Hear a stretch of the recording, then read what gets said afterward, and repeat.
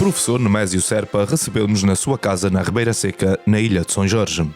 Culto e uma enciclopédia viva, abordamos nesta entrevista da Ilha de Ilhéu apontamentos históricos sobre a Filarmónica União Popular, o maestro Francisco de Lacerda e também recortes e apontamentos históricos da Ilha de São Jorge. Muito bom dia, é uma alegria tê-lo aqui comigo. Primeiro, pela idade que nos separa, e segundo, porque é a evolução de uma freguesia, de uma paróquia e de uma ilha, porque a Filarmónica da Ribeira Seca, no princípio, chamava-se Filarmónica Jorgense.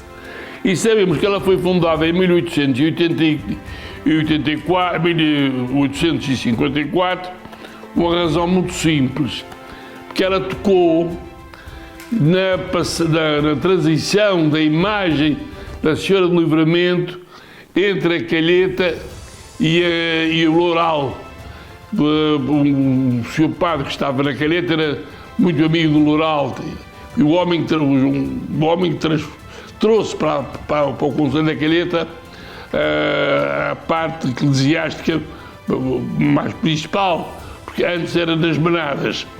E o padre João Carvalho trouxe para aqui e tinha uma amizade à parte da serrana da Ilha de São Jorge, que tinha que estar na Calheta, mas queria ver a ermida daquele lá no Loural e queria que a imagem fosse a Nossa Senhora do Livramento. A imagem foi para a matriz da Calheta, da matriz da Calheta foi em procissão da Calheta até o Loural, onde participaram mais de 4.000 pessoas, porque é muito importante para a sua época.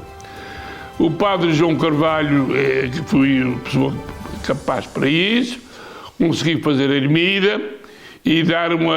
E o que está mais interessante é nós tivermos nessa data um grande homem, que é um grande homem da história dos Açores, não é só de São Jorge, o padre Manuel Azevedo da Cunha, pela sua cultura musical, pela sua cultura literária, pois fundou até uma escola aqui na Calheta, onde foram alunos Francisco Lacerda e os filhos do Sr. Cabral, o engenheiro Arlindo Cabral, o Dr. João Cabral, foram alunos dele e outros, que agora nós vamos enunciar, e portanto, sabemos que a Filarmónica Jorgense, como era conhecida naquele tempo, fora na procissão e que tocara várias peças do seu repertório. Portanto, a data está certa. Não foi a fundada mais antiga dos Açores, porque para se compreender as Filarmónicas tem que estudar muito a história. A história das Filarmónicas não nasce assim de pé para a mão. Nos tempos, os grandes exércitos militares, principalmente de Napoleão e outros, eram acompanhados de fanfarras para marcharem. O corpo militar era humano, não é hoje com drones nem com armas sofisticadas, e portanto marchavam um tom de rufar dos tambores, e aí é que se formaram as primeiras bandas, as primeiras fanfarras. Aqui, nessa altura, nessa época, nós temos a estudar 1800 a 1854. As invasões francesas começam em 1800 até 1810, que é a última invasão. Nós sabemos que tem no continente a linha de Torrevedras e o Forte da Casa, onde até viveu também um filho do Sr. Gaspar Silva, tinha agora já falecido, que eram próprios da linha de defesa do país no tempo da Revolução Francesa. E com as invasões francesas não se dá a sua invasão militar. Pensamos só, mas ganhámos tanta batalha, nós não ganhámos nada, nós perdemos a guerra. Todos perderam, todos, com exceção da Inglaterra, que viveu sempre à parte, como ilhas, à parte da Europa, porque a parte da Europa toda ela sofreu, e com a Europa vieram a sofrer mais tarde todas as colónias africanas e na parte da América, ou da Ameríndia, pelas ideias literárias e sociais de três pessoas. Voltaire, que era francês, Jacques Rousseau e Marie Montessori e até o padre João Bosco, que já se vai falando agora na história dele, que se dedicavam ao ensino e à equivalência que todas as pessoas nascem no isco, mas estou a dizer pequeninos, mas nascem todos iguais e todos têm os mesmos direitos e todos têm os mesmos deveres. Ao passo que a sociedade antiga não havia as pessoas por classes ou por dinheiro. Ali, a partir desta data, dá-se uma abertura, chamamos uma abertura facial de que é uma sociedade moderna. Tem que respeitar os seus cidadãos, desde o nascimento até à hora do tal traço que diz quando nasceu e o diz quando morreu. E, portanto, nesta evolução, nós temos em Coimbra 3 homens fortes que eram aqui da Ribeira Seca, que formaram 3 doutores, 3 figuras importantes, o Estado da família Pereira da Cunha, que é aquela casa que está hoje, que é da Câmara Municipal, está hoje, tem lá a utilidade que lhe dão, que era a casa, que foi a casa dos Pereira da Cunha, a casa com o maior espaço de cobertura da ilha, e ao mesmo tempo, mais tarde, em 1918, 1920, é vendida então ao Sr. José de Cabral, que foi conhecida para a Casa Cabral, que deu o nome da sua filha, que era a Dona Aida. Esses homens são José Pereira da Cunha e Sousa, António Pereira da Cunha, que foi até Música da Filharmónica, e a fotografia está ali na Sociedade Filharmónica. Eu aqui arranjei e ofereci à Sociedade, fui buscar lá as velas à família Cunha para me emprestarem a fotografia para que houvesse a propriedade. E o Dr. José Pereira da Cunha, esse foi um grande homem, um dos homens mais ricos de São Jorge, que era dono daquela quinta de mistérios, ali a pé do aeroporto, aquela casa grande, fora do normal, que era a casa do Dr. José Pereira da Cunha e Sousa. Esse homem foi tudo o que quis ser na vida. Foi administrador da ilha, do espírito, tudo isso. E o outro irmão, o Dr. Pereira da Cunha, esse foi dedicado não só à sua vida particular, como também à sua vida literária. Era muito amigo de homens cultos de todas as ilhas, a qual se escrevia. Naquele tempo, evidentemente, não havia o telefone, nem havia o telegrama, era o prazer de escrever. E, portanto, aquelas pessoas dedicavam-se à escrita e na sua prosa distanciavam-se dos outros. E assim o Dr. José Pereira da Cunha foi uma das pessoas que se distanciou dos outros, era muito amigo com o grande padre de Ribeira Grande, que fazia uma história dos Açores, da Terceira, e ao mesmo tempo da família. O outro irmão, o João Pereira da Cunha.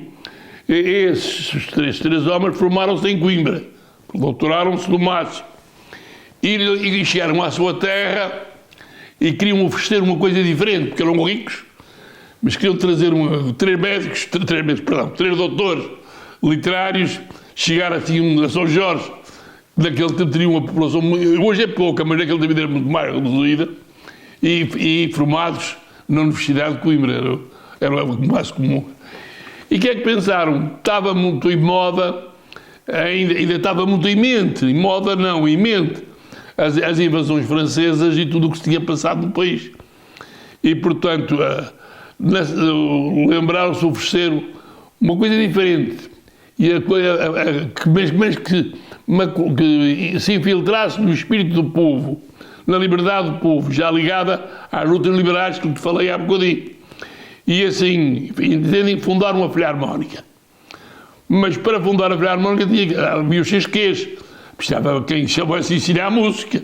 Porque antes a música não era tocada a instrumentos, eram os pianos, eram os grupos corais, eram as capelas, que era o valor musical do tempo. Além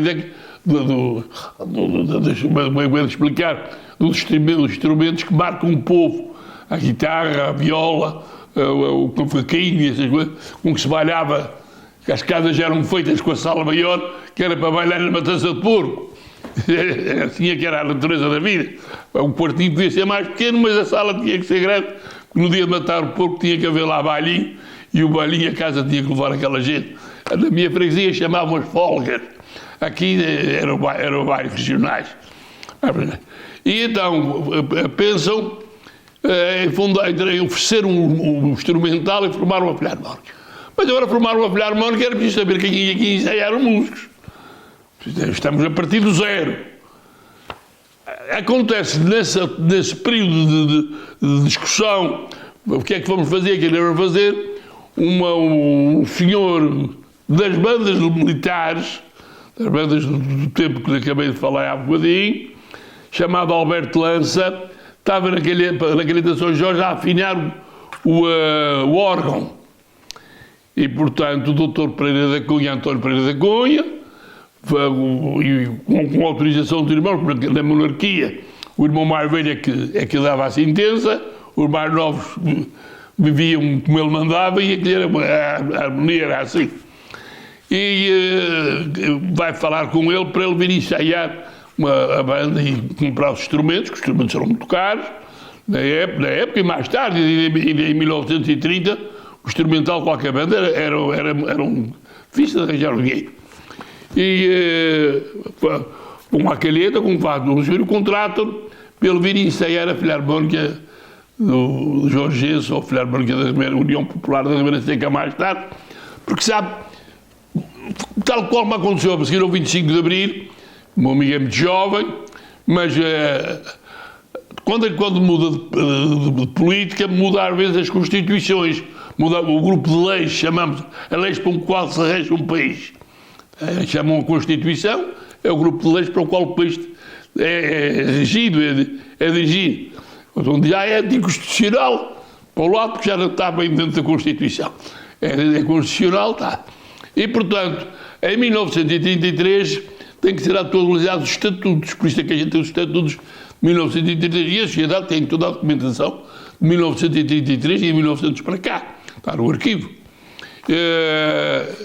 Eles têm que mudar para pilhar a União Popular. Foi então o Sr. José Maria Assunção de Cabral, o dono desta casa, o Sr. José Teixeira de Matos, e muitas mais pessoas, evidentemente sim, que foram considerados sócios honorários, por causa de aqueles estatutos novos. Mas, recuando um bocadinho, o Dr. Pereira da Cunha então forma a Filarmónica, até disse que ele tinha sido músico da mesma, e a data está correta, os anos, mas havia uma Filarmónica mais antiga do que a nossa. Só que essa Filarmónica desistiu há um período de tempo, que era ali junto, perto da Ribeira Grande de São Miguel, que era filha também dos regimentos militares que lhe falei há bocadinho, porque esses é que tocavam, é que tinham a sua fanfarra própria de tocar.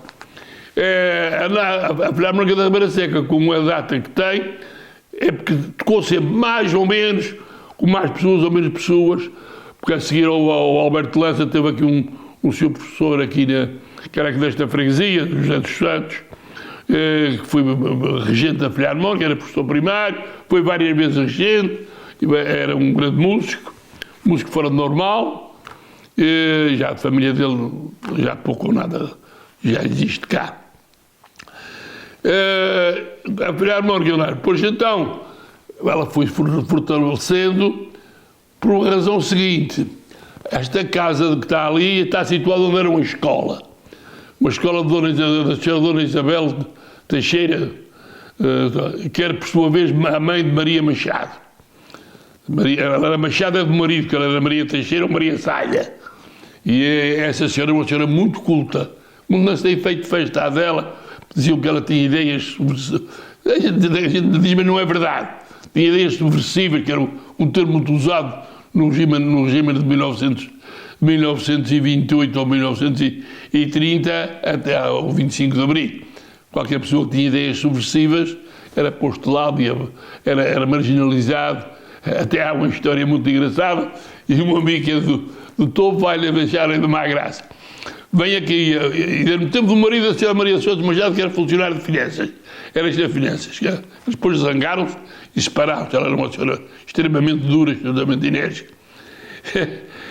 veio ali à calheta e um senhor do topo veio para pagar os dízimos, as contas. Mas ele achou exagerado o dinheiro que pagava às finanças das suas propriedades. E o tal senhor João Machado era assim um bocadinho mexeriqueirinho, queria estar bem, pois a cadeia era mesmo na Câmara, gostava muito de fazer das suas. E o que é que acontece? O homenzinho acaba de pagar e tem um desabafo. Isto é que é uma ladroeira. Termos colegiais, isto é que é uma área de ladrões. E o João Batista Machado, que era o chefe de finanças, ouviu aquela conversa, estava inquieto para meter a cadeia, que era no lado lá, onde foi a eletricidade. E chega-se a pé do homenzinho da parte oriental da ilha. E quem é que são os ladrões? E o homenzinho, com a sua calma, toda aquela calma do homem do campo, daquele homem que tira o chapéu e baixa a mão ao seu padre quando ele passa. É, senhor, os ladrões são aqueles que roubam. Não disse nome de ninguém. Ele já sabia qual era o leite, mas teve aquela calma precisa e disse: quem são os ladrões? São os que roubam. Portanto, isto é um dos fenómenos da cultura jorgense. A cultura tem uma maneira de ser. E hoje a açoriana, que os Açores são um povo cantante, é um povo amigo. E a Pilhar Marquês da Ribeira Seca assim é fundada e assim tocou sempre até agora. Teve mestres de várias pessoas que tiveram cá, que passaram por aqui, além daqueles senhores que eu acabei de dizer. Teve o Sr. Januário Pedro Fontes, que foi a preleção maravilhosa, que a filha deixou na passagem que passou por cá, que é professora está no continente, os filhos estão na Inglaterra, veja lá, uma vida é ela. Ela nasceu aqui na Ribeira Seca, casou no Faial, a mãe era das Flores, o pai era aqui da Ribeira Seca, o Sr. Januário Pedro Fontes, grande homem, que depois da freguesia, e os filhos estão na Inglaterra. Isto é uma família, veja bem. Veio das Flores, a mãe era irmã do Sr. Padre, o Padre veio aqui para a Feira dos Vimes e para a Ribeira Seca, casou com a irmã casou com o Sr. Januário Pedro Fontes. Ela nasceu na Ribeira Seca, casou no Faial por quando acabou de estudar, o filho do neto do Sr. Manuel Alexandre, conheci muito bem, o casamento foi aqui na Sociedade já nova, e depois foi para o continente, ele era militar, ela era professora liceal, e os filhos hoje estão na Inglaterra. Ela veio este ano cá aos Açores, mostrar os Açores aos filhos, à sua Ilha das Flores, que ele tem a sua casa nas Flores, mostrar, portanto, isto é um exemplo. Uma população dos Açores hoje está volátil. Hoje não há barreiras, não há fronteiras, e dentro do cidadão comum, a população, tanto hoje temos 100, como amanhã podemos ter só 50. Não? Está muito volátil. Da Sociedade da Ribeira Seca, estes anos todos fez-se a Sociedade Nova. A Dona Maria Machado Moria acaba de contar, vinha passar as suas férias à Casa Cabral porque eram parentes.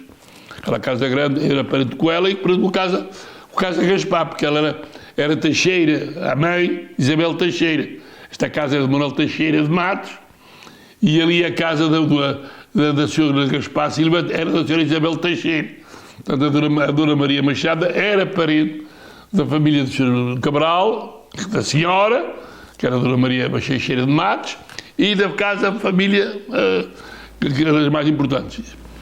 Aquela casa grande, que também tem interesse sabermos agora, aquela casa já era uma casa imponente do Sr. Gaspar Silva arranjar, antes de vir das Ilhas do Havaí e trazer a fortuna verdadeira, 100 mil em moedas de prata. Aquela casa era de um senhor reverendo e era de topo, José Ernesto Amorim.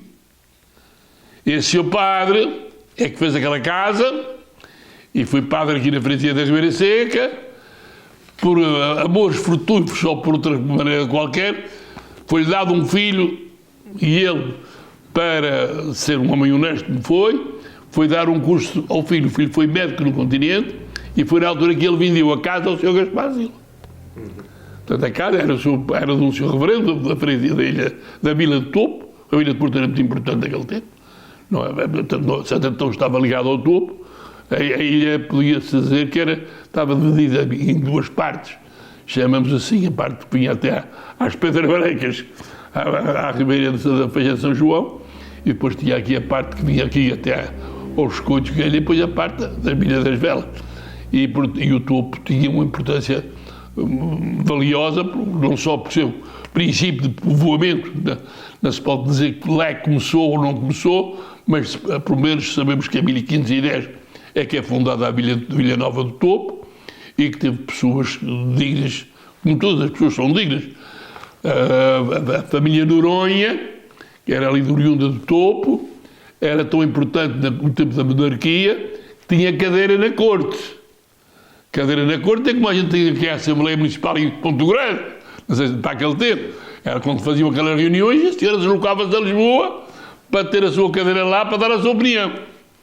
Portanto, já aqui vê a importância que tinham das coisas. E depois, isto foi tudo, o vento, chamamos assim, foi varrendo de leste para até à Ponta do Rosário, e depois as pessoas foram se fixando naquele lugar onde tinha melhores propriedades, onde era mais fácil de trabalhar, onde a apetência, chamamos assim, de evolução, a proximidade do Pico e do Faial, que era a proximidade da Terceira.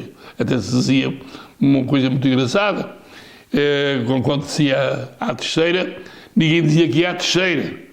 O pessoal aqui daquele até o Topo não dizia que ia à Terceira. Vamos à cidade. Para eles, a cidade da Angra do Iruí era tão importante que era superior à própria ilha. Portanto, o povo que ia nos barcos no verão, ou ele não dizia, não vou à Terceira, eu vou à cidade. E, portanto, era assim que se desenvolveu os Açores. A Pilhar Branco, como acabei de dizer, manteve-se a Dona Maria Machado, vinha cá, e depois doou a casa dos seus pais, que era uma escola, e o pai morava naquela casa ali em cima, quando namorou a mãe, mas ela até nasceu. E a mãe não tinha casado com o seu pai, depois o pai casou e prefilhou-a, e deste modo, isto era antes foi um moinho de vento, depois foi uma escola, e depois mais tarde ela doou, que era a casa que o pai tinha comprado, comprou a escola, a casa da escola, porque ela nasceu aqui, foi no Grotão de Cavalo, há muita gente que diz a casa da Dona Maria Machado, não, ela nasceu, foi no Grotão de Cavalo, lá onde a procissão para. E lá é que nasceu, e lá é que se criou, depois casou com então vieram para cá. O pai tinha sido ovelheiro nos Estados Unidos da América, no Vale de São Joaquim, no Vale que é o mais conhecido. E ela foi estudar, e foi um aluno brilhante, ela escrevia na língua pura portuguesa fantasticamente. Era uma senhora, não só a caligrafia. No fim da vida teve uma vida muito difícil, morreu na Amadora e morreu a bordar tapetes de arroiolo. Era a habilidade.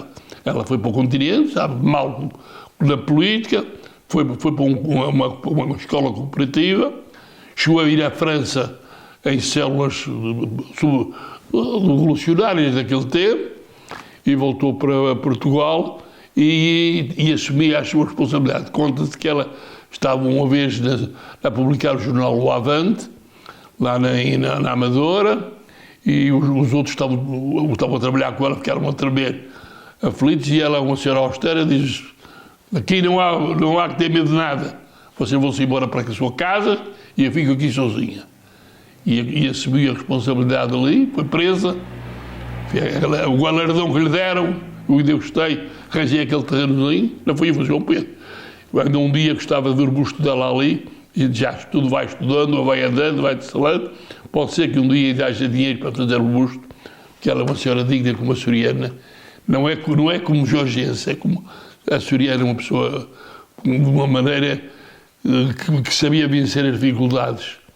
Não exigia aquilo, não era possível. E depois então criada na nova escola dos Pereira da Cunha, do liberalismo quase para se dizer puro, da escola de Voltaire e de Rousseau, ou de Maria Montessori, em que a pessoa era, ao nascer à morte, eram todos iguais A diferença podia estar um ser mais inteligente ou menos inteligente, um ser mais culto ou menos culto. Mas como ser humano, era um cidadão, não passava pelo cidadão, nenhum era melhor que o outro. E isso é que é verdadeiramente a razão do nascimento da nossa Filharmónica. E depois, nos ensaios da Filharmónica, as pessoas podiam falar livremente, que a palavra antes não era livre, mas ali no ensaio parava-se, como se anos depois se tratava em vender de vacas, antes tratava-se de ideias de constitucionais ou inconstitucionais, do país em evolução ou não evolução, mas eram as ideias daquele tempo da Europa, daquela época, que se expandiram a todo o mundo e que deram até a razão da independência da América, que a independência da América não era inglesa, foi primeiro espanhol, foi francesa, foi de lá, tal.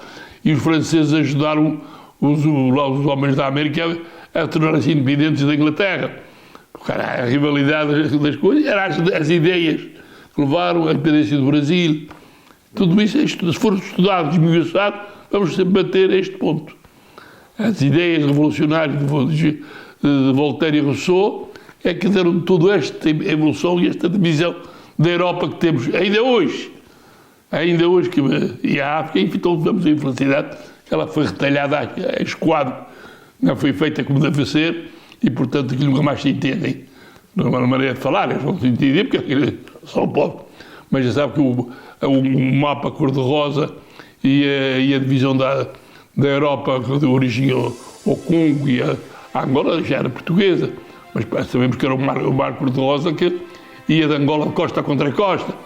Aquilo estava ligado de uma maneira, foi feita à esquadra. Portanto, havia uma tribo de uma maneira, outra que não devia estar ali, devia estar lá.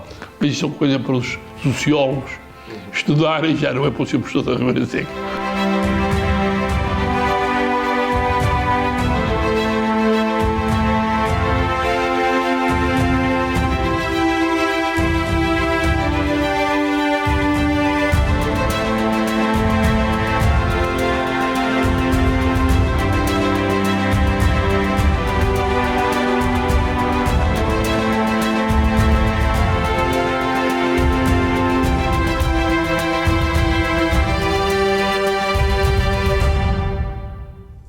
Isto agora a pouca população que nós temos obriga a que sejam aperfeiçoados todos aqueles que têm vocação musical. Mas teve uma época em que os músicos que eram quase como hereditários. O pai era um músico, o filho havia de estudar música, o filho estudava música, o neto estudava música. Já hoje está-se a ver igual, só que é que há menos onde escolher. E, portanto, a Ribeira Seca, eu já fiz um artigo sobre isso, tem famílias, aliás, famílias aqui, pessoas que eu conhecesse, quando cá vim, porque cuidado que eu vim para aqui em 1960, mas a família do Sr. António Vitorino da Silveira, a família dizia que é a família dos Silveiras, a família dos Ávilas, também deram grandes músicos, a família dos Nascimentos, até o nome do Oral, e o pai ainda tem um Elvino, mas esse não tocou música, mas o pai dele tocou trompete, e aquela família toda tocou música. E a família do Sr. Francisco Esperança, a família Fontes, essa das principais na parte musical, a família Silveiras, e portanto isto resume-se a este resumo de pessoas, famílias. Não se pode dizer que foi A, B, C, D. Grandes músicos. Houve aqui músicos que tiveram influência, que é diferente. Aquela influência educacional. Tinham isto como seu, como a sociedade era uma casa de família para eles. E que eu conheci na minha época, antes disso foi o Sr. Mariano de Noronha e a família Fontes. O Sr. José Maria Noronha também tocou na Filharmónica, também é casado com a Octabunha, depois a se juntar nos bailes e tudo, as famílias ficam reunidas. Eram oriundos da zona oriental da ilha, Festa de São João, que a parte dos Noronhas eram daquela zona do Tupo, e vieram para cá, até num tempo mais propício para a sua deslocação. e ligaram-se muito à família dos Ávilas, esses também foram muito importantes. A família Lacerda teve também, no seu conjunto, o Lacerda fez margem em Filharmónicas fora da freguesia, dentro da freguesia. Vamos lá ver. Eu não conheço a história de Francisco Lacerda muitíssimo bem, mas o Francisco Lacerda era um grande músico, mas era um músico da escola de Cantoro. Não, é mesmo aquela fotografia que nós temos aqui de Francisco Lacerda, aquilo não é fotografia, aquilo era um postal, que aquela gente cantava e dirigia aquelas orquestras, quando exibiam, ofereciam às pessoas que assistiam ao espetáculo, que era o postal de agradecimento das pessoas terem ido, em vez de pagar um seu bilhete, com certeza, e ofereciam um postal com a fisionomia principal da pessoa. O que o Lacerda tinha de muito diferente de todos os outros não era só o cordão musical. O pai dele era um homem formado em latim, porque a maior parte desta gente que se formava estudava latim, que iam para a verdadeira escola no seminário de Angra. O seminário principal é que formava verdadeiramente doutores e pessoas com dedicação a isso. E o Lacerda também fundou, foi. O pai do Francisco Lacerda, que é um homem, o senhor da Fragueira, que era conhecido, mas tinha a sua casa na Ribeira Seca, esse senhor conhecia latim, era considerado um dos melhores latinistas da sua época. Muita gente não fala nisso. A língua latim a missa era em latim, mas não foi do seu tempo, mas foi do meu. Era tudo, o latim era quase uma língua universal. E, portanto, o pai de Francisco Lacerda traduziu Homero com uma facilidade fora de normal. A Ilíada de Homero, da greco-romano, ele passou do latim na sua tradução. O padre Cunha fala como um dos melhores latinistas do seu tempo. Isto é uma opinião, é a opinião da liberdade. O padre Manuel Azevedo da Cunha, o outro pode ter outra opinião diferente, mas como conhecedor do latim, considerava o pai de Francisco Lacerda como uma das maiores latinistas. O pai era uma pessoa muito culta, o primeiro filho dele escola até na universidade, formou-se um grande médico. O médico que foi da Assembleia das Constituintes da monarquia e ao mesmo tempo foi um homem que descreveu vários tratados de medicina. A medicina teve uma evolução muito grande após guerra. Da guerra 39-45, é que isto antes eram os comprimidinhos, quando havia, e os chazinhos, e tudo. A guerra 39-45 trouxe à medicina uma evolução enormíssima. No tempo da guerra que distribuiu, mesmo para os insetos e para todos os DDTs, foi tudo descoberto da guerra. E até conta-se, que um grande desenvolvimento do DDT foi que os soldados americanos na Itália encheram de piolho. E eles tiveram que arranjar um médico qualquer, porque a princípio, e a penicilina, dava-se penicilina por tudo e por nada. Tinha-se um curúnculo, era uma injeção de penicilina. E o rapaz tinha um piolho, a gente passava aquele pauzinho que era prejudicial, mas a gente queria era que acabasse o piolho. Antes era um pente fino, mas quer chegar. A guerras têm muito de mal, mas depois obrigam a grandes estudos para resolver os males que os outros deixam. E, portanto, a guerra... O doutor José Pereira Lacerda foi uma pessoa importantíssima. O Francisco Lacerda, o pai, também queria que ele fosse médico. E que ele fosse estudar para Coimbra. Mas não queria que ele fosse político. E, portanto, ele fez a vontade ao pai. Não foi político, mas disse logo ao pai. Era muito ambicioso, muito explicar, muito leviano, e disse logo ao pai, não vou estudar assim, ou para mim, ou Paris, ou Fragueira. Ele diz isto, mas diz isto com orgulho. Ele não diz isto para dizer ao pai. Ele diz isto, quero isto. E começou um playboy, que ele já no seu tempo era um playboy, no tempo atual, que a palavra não existia naquele tempo. Era um rapaz, uma rapazola de Bradeiro, e amigo de Balhar e de Assar, e tem ditados, tem palavras muito engraçadas. E vou dizer-las que não faz mal nenhum, até para uma pessoa saber. Um dia estava aqui num baile, e era aqui numa casa aqui mais assim, num baile gostava imenso de bailar a chamarreta, tocava muito bem viola de arame, era um exímio tocador de viola de arame. Viola de arame, sabe a postura que é que é de chegar, essa parte que eu, porque por essa parte sou, não é, mas essa parte eu digo os nomes, mas verdadeiramente nunca toquei numa viola, só se passá-la de um lado para o outro. Mas eu um dia fiz uma pergunta muito engraçada. Doutor, professor, ele teve professor, ele teve várias vezes doente, ele chegou a estar tuberculoso, esteve na Madeira, mas ele foi aqui, ele estava aqui num dos bares, sentado ali num balcão aqui em cima, já. O rapazinho até é casado com uma menina de Santo Antão, filha do José Lourério. A casa era do lado dentro. Bailar, ele estava já sentado cá fora calado, cansado de tocar a viola, gostava imenso. Colava-se para ver com o povo da Madeira. E perguntando, professor, como é que é capaz de escrever a palavra saudade? A palavra saudade é uma palavra muito portuguesa, uma palavra muito evoluada, não se cantou fácil em ter saudade, essas coisas todas assim. E ele ouviu a conversa e riu-se. E ele disse, saudade. Saudade é um homem com 80 anos e que ter uma moçolha de 20 anos no colo. Por estas palavras, já viu o que era o Lacerda. Dile tudo.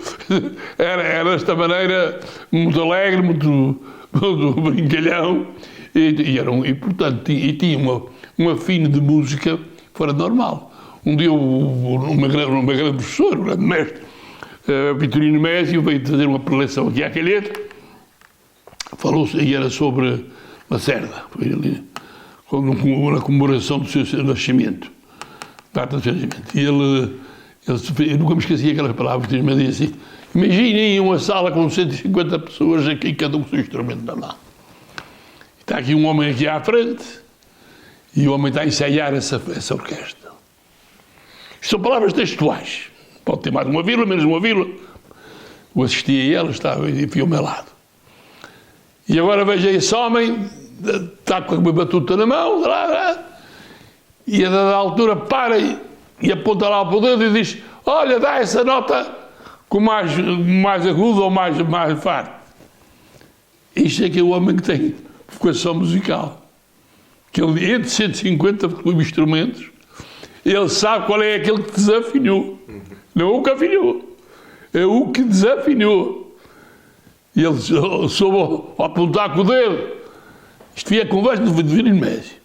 Portanto, aqui o meu amigo já vê esta ligação da música aqui da Filharmónica, depois da ligação da cultura musical através do Lacerda, e depois a continuação das pessoas. Isto depois é uma continuação. As pessoas têm amor, os rapazes começam a ter amor. Minha Filharmónica tem tantos anos, aqui tocou fulano, aqui tocou Beltrano, e todos eles são merecedores do nosso respeito e da nossa realização. Mas não é muito fácil a gente dizer assim, quais foram os melhores ou os piores, todos foram precisos. E às vezes até o mais simples faz falta, porque são naipes. A gente aqui chama naipes às cartas, mas eu não sei jogar cartas. Fica naipes às notas e aos papéis musicais.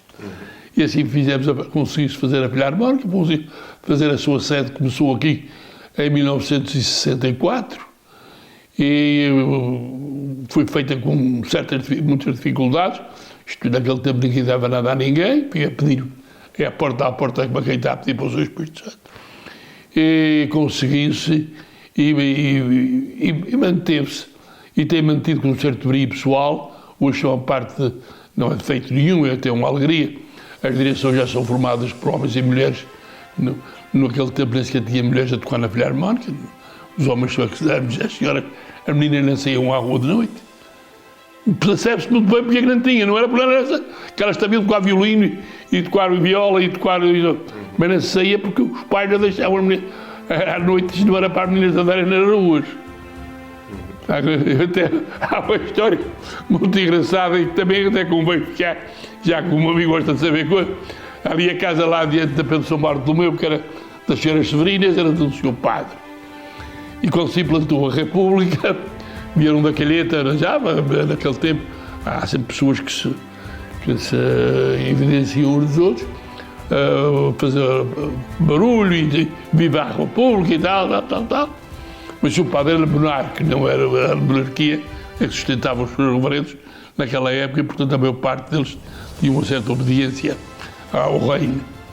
E o seu padre chamaram à porta, o seu padre dava, depois veio uma pessoa de lá e diz: olha, vem aqui, vamos dar aqui a volta à freguesia, vamos homenagear o novo regime do país, estávamos já cansados, etc. E temos aqui uma senhora, isto era à noite, e veio aqui, não foi só a gente, os homens, tem aqui também umas senhoras. Sabe qual foi a resposta do seu padre? Não sabe mesmo. Virou-se para o senhor do cura de Tarvelas. Tem tudo aí que se matou. E tem aqui um trabalho bem feito da Maria Machado, sou comigo aqui. Posso tirar umas imagens disso? Tudo.